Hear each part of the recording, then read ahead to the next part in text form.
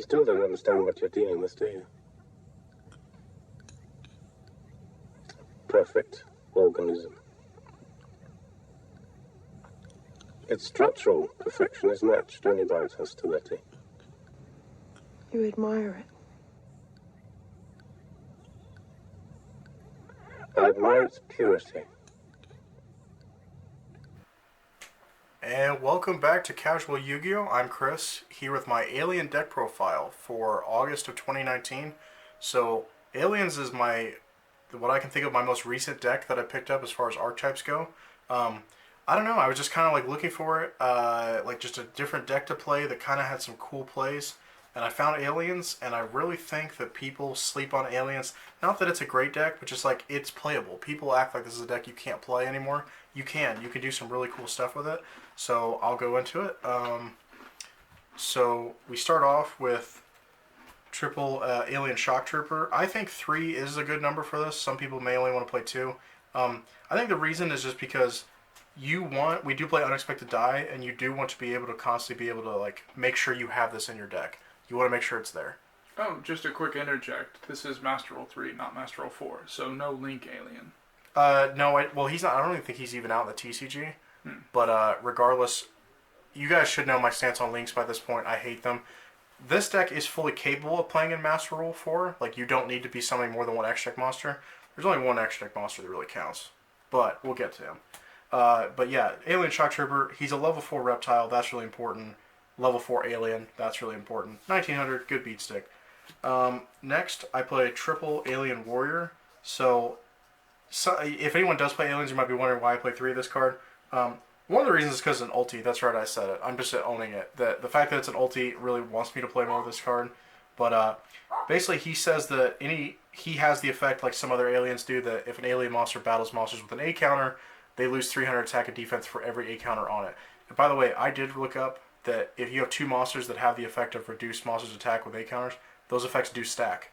So they would be losing 600 attack if you had 2 that did that. So basically what he says is if he's killed in battle by a monster, I believe I can put 2 A counters. Place 2 A counters on the monster that destroyed it. So, I don't know, he's just, once again, 1800, good beat stick, level 4 alien, level 4 reptile. Those are the important, like, basically stat lines. And that, yeah, if I set him out there and my opponent wants to run it over, you did exactly what I want you to do, letting me put A counters on stuff. That's why I like him. 3 alien dog. Jesse, this is your guy right here. This is the dog. The dog. So Alien Dog says if you normal summon an alien, you can just special summon him from your hand, and then put 2 A counters on any monster or monsters that you want. 3-star, 1500. He's just a great card. And I remember having this card as a kid, like in early high school or whatever, and not realizing how good this card was because I didn't even understand how aliens worked. I remember tried looking at some of the cards, but I didn't get it. But Alien Dog's a mandatory 3 of. You got to play 3 of that. The next mandatory 3 of is Alien Ammonite. Alien Ammonite is your tuner. This is perfect design for a card. I love stuff like this. Have an effect when it does normal summon. So what it does is when it's normal summoned, you grab an alien level 4 or lower monster from your graveyard and special summon it back to your side of the field. So I believe it might get destroyed at the end. Yeah, destroyed during the end phase. That doesn't matter. You're going to synchro with this almost every time to go into our level 5 synchro boss monster that we got. But you can do a few other plays with it. I've run one other synchro just in case, but just a great card. You always want to see Alien Ammonite, and if you can search it, generally you do. He's a level 1 tuner, if anyone didn't know. We play 2 Alien Overlords. The reason you don't play 3 is because you can only control 1 copy of them at a time, so if you had more than 1 in your hand, you really wouldn't want to. But what he says is you can special summon him by removing 2 A counters from anywhere on the field. Special summon him, and then once per turn, you can just place an A counter on every monster your opponent controls. So that's really good. He's got 2200, and he also has the A counter effect of if an alien monster battles a monster with A counters, it loses 300 attack and defense per. And he is an alien, which is important. 1 Alien Telepath. He's just there because, oh, by the way, your level 1 tuner, Ammonite, that can bring aliens back, those effects are not negated, so that is important. And that's reason you only kind of need 1 in this deck. Telepath says you can take an A counter off anywhere on the field to pop a spell or trap your opponent controls. That's really good, being able to have good popping power. I think just a 1 of is fine. He's an interesting card. I know some alien players don't play it, but I like it. One Alien Hunter, he says that if he battles a monster with an alien counter and kills it in battle, he can attack again in a row. And then he's also a level 4 Water, which is something else that like plays into why I play him. Just as a one-up, I tried him at 2. 2's a little bit too much. He's just a card you like to be able to search if the situation arises, but you don't need to see a lot of them in your hand. One Alien Kid, pretty much the same thing. I started out trying to play 3 of this card, but I just found that like most of the time I would try to go for something else instead. He's got 1600. He says that you can place an A counter. Let me read his effect just to make sure I don't mess it up. Place an A counter on all monsters special summon to your opponent's side of the field. So basically, as long as he's out, every monster your opponent special summons gets an A counter. And then he has the battle effect of if they lose attack and defense per A counter, basically 300 per, if they battle an alien. But yeah, if you can get him out first turn and your opponent wants to keep going, as long as you have stuff that can deal with A counters, like that gives you advantage, that's great. All their stuff, just racking up A counters, great. And people will be like, well, what if they like Link or Sync or whatever? Guess what? Those monsters are still getting A counters no matter what they do. The most recent addition, the only non-alien monster I play in the deck, Reptilian Lamia, sorry. So she's a level 2 tuner, reptile, 0 attack, 0 defense. So I'll read her effect, but the main reason I play her is just for the synchro play. So if this card's in your hand and all monsters you control are face-up reptiles, you can target one face-up monster your opponent controls, change its attack to 0, and if you do, special summon this card, and take damage equal to that monster's original attack. Now you can only use, she has 2 effects, you can only use one of the effects per turn, so you have to pick which one you want to use. The other effect is if she's sent to the graveyard as synchro material, you target 2 face-up monsters, change their attack to 0, which goes with the synchro monster I'll get into later. But we do run unexpected die, like I said, so you don't always have to use the special summon effect. You might be able to normal summon it and go into the synchro monster. For the spells, we play Triple Swords of Revealing Light. What makes this card great in this deck is because of our synchro monster, our boss monster's effect. You want face-up spell cards that can be bounced, that will linger on your field and you can just bounce them. Obviously, being able to like prevent my opponent from attacking me, good for a slower deck because we need more time to set up, but it's just a good card because of that effect. Code Ancient Ruins, another face-up card. Once again, the more continuous spells and traps you have, mainly continuous spells, the better, or cards that stay on the field. So Code Ancient Ruins says you can take 2 A counters from anywhere on the field to special summon an alien from your graveyard. And then, I believe, once per turn, you could, each time a face-up alien monster is destroyed, you also can place an A counter on this card. So, that's pretty good. You can stack up some A counters sometimes to get some revival, but the main reason I like it is because your opponent has to worry about it if it sits out there for too long. It gives you some revival plays, and like I said, it gives you more cards that will stay face-up on the field. Triple Deck Lockdown. This is the card that really screws over your opponent. So, because of our ability, which I'll get to, of Cosmic Fortress Golgar, of being able to bounce our back row, things that are face up, back to the hand, you can play Deck Lockdown, prevent your opponent from searching or summoning monsters from the deck, and then you just get to bounce on your turn and do whatever the hell you want, and then restrict them again.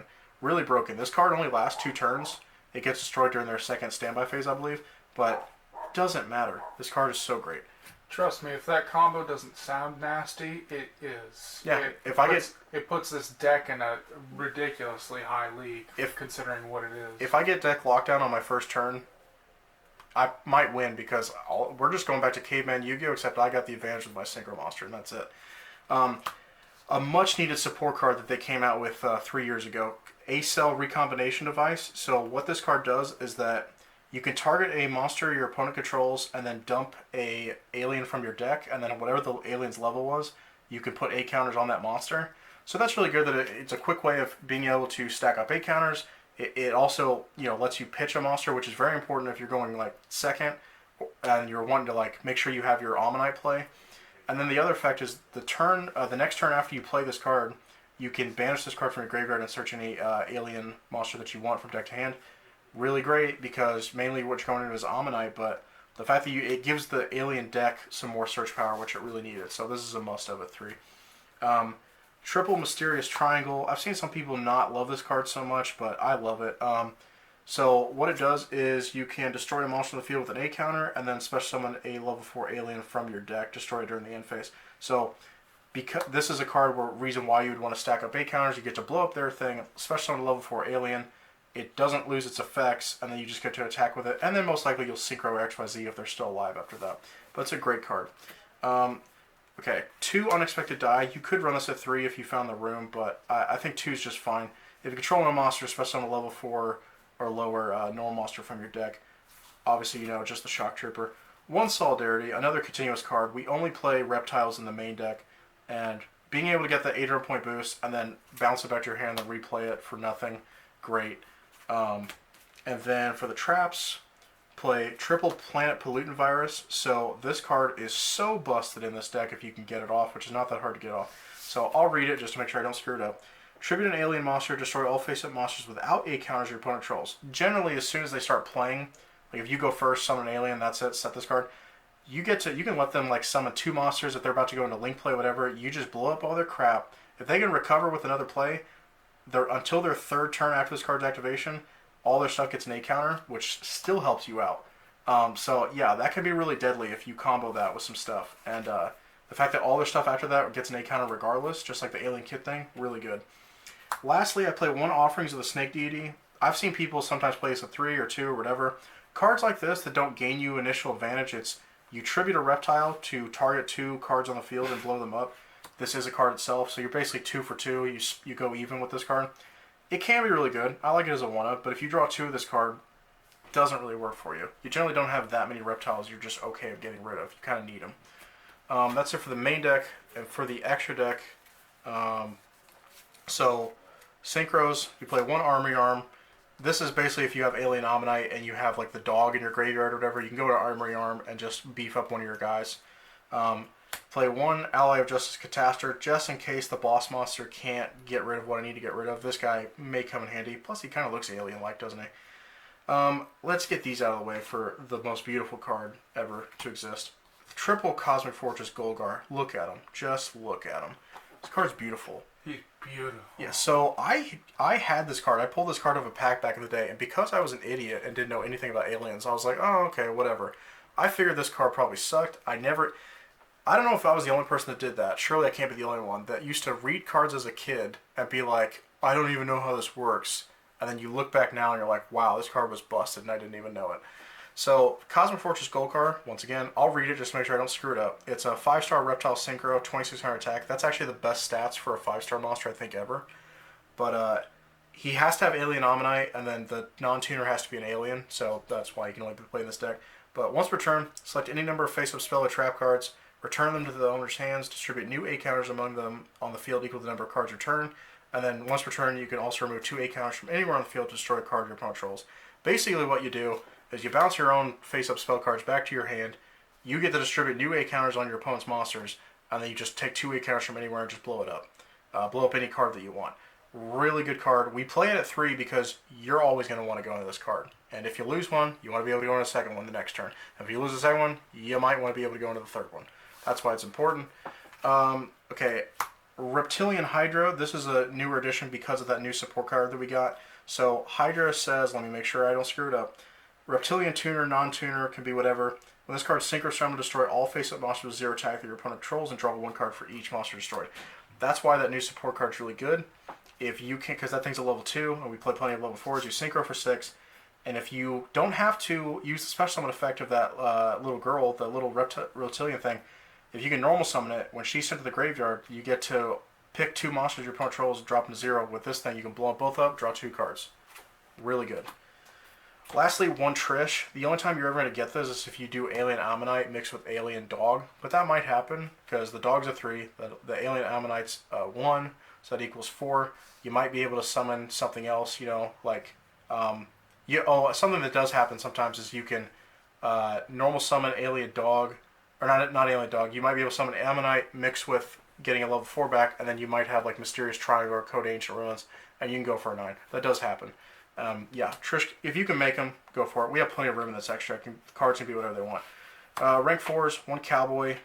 Any like deck that can pump out rank 4s, obviously got to run Cowboy. 1 Abyss Dweller. The reason I like this card in here, obviously, decent card to shut some graveyard decks off, but on top of that, we do play the 1 level 4 Water and Alien Hunter, so you can beat this up to 22. I run the little, like, machine package of the Dreadnought. You can just run over something, go into Gustav, burn him for 2,000, and then go into this guy. Well, you can go into this guy later on. This boat can pick one or the other, but this guy, 5,000, can blow up back row, really beefy. Just good, decent support, just like some versatility. And then I got the Heartland Draco. because we play continuous spell cards, he's kind of a good card where he can attack directly, and then they can't target him for attacks because I control face-up spells. And then lastly, 2 King of the Feral Imps. You could play this at 3, but I really don't think it's necessary. What he does is any 2 level 4 monsters, detach, search any reptile you want from deck to hand. Really good, versatile. If you don't ever have the Alien Ammonite, that's how you search the Alien Ammonite. So that's it for the deck. I really love it and enjoy it, and like I said, it is better than most people expect. You would agree with that? Oh yeah, absolutely. All right. Surprisingly good, actually. Yeah, so that's it for me. See you guys next time on the next deck profile.